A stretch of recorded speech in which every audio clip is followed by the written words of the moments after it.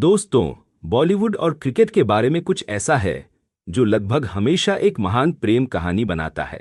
यह ग्लैमर या हकीकत हो सकता है, या शायद यह प्यार में पड़ने वाले मनमोहक और सफल लोगों का एक पूरा ग्रुप है। मंसूर अली खान पटौदी, जिन्हें टाइगर पटौदी के नाम से जाना जाता है, पहली बार 1965 में दिल्ली में एक मैच के बाद की पार्टी में शर्मिला टैगोर से मिले थे। वह भारतीय क्रिकेट टीम के कप्तान थे और शर्मिला मैच देखने आई थी, और वह बॉलीवुड की सबसे ग्लैमरस फिल्म सितारों में से एक थीं।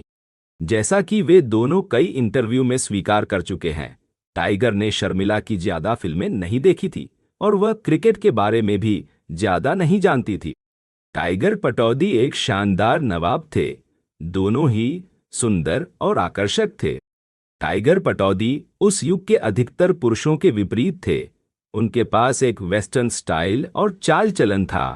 जब क्रिकेट की बात आती है तो वह एक शुरुआती उपलब्धि हासिल करने वाले सबसे बेहतरीन कप्तानों में से एक थे, जिन्होंने दुर्भाग्यपूर्ण दुर्घटना के बावजूद भारतीय टीम का नेतृत्व किया, जिससे उनकी दाहिनी आंख स्थायी रूप से डैमेज हो गई।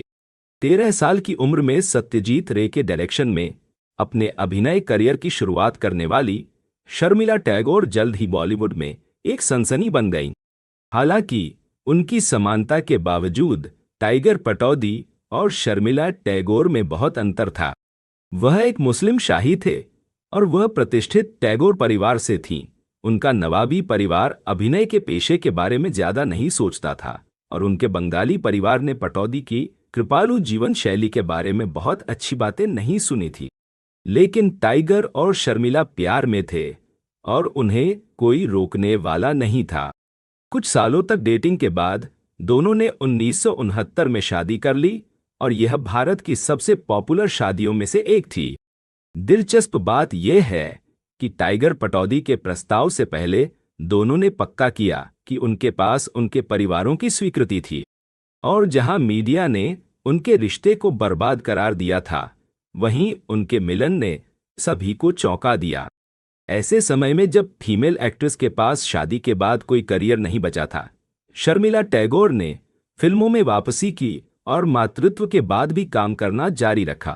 वास्तव में आराधना और अमर प्रेम सहित उनकी कुछ सबसे बड़ी हिट उनके बेटे सैफ अली खान के जन्म के बाद आई।